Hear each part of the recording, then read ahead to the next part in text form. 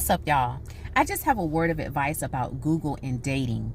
Oftentimes, we make the mistake of thinking that we can find everything on Google. You cannot find everything on Google. You can search anything on Google, but you cannot find everything on Google. So if you have a love interest or someone that you're dating and you would like to know more, I suggest you ask that person directly and give them an opportunity to explain or to tell you more.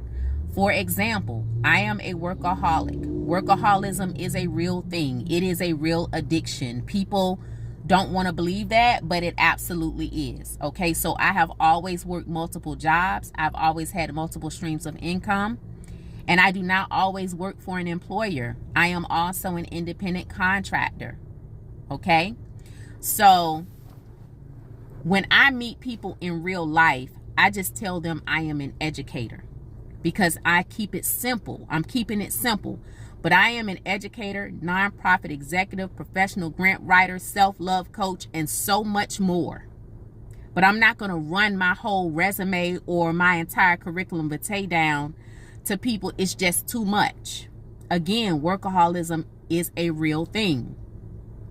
So let me give you this example.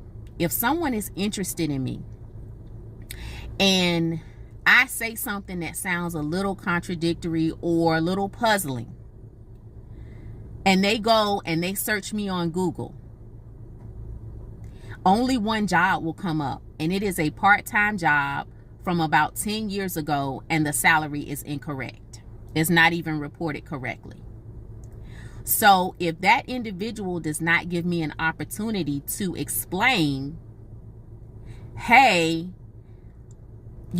I don't always work for an employer. I'm also an independent contractor. I perform these services through such and such agency, or I perform these services independently. If they don't give me an opportunity to explain that, and they just pull that up and they say, oh, well, she lied. She ain't no educator. She ain't do this. She ain't no professional grant writer, da, da, da, da, da.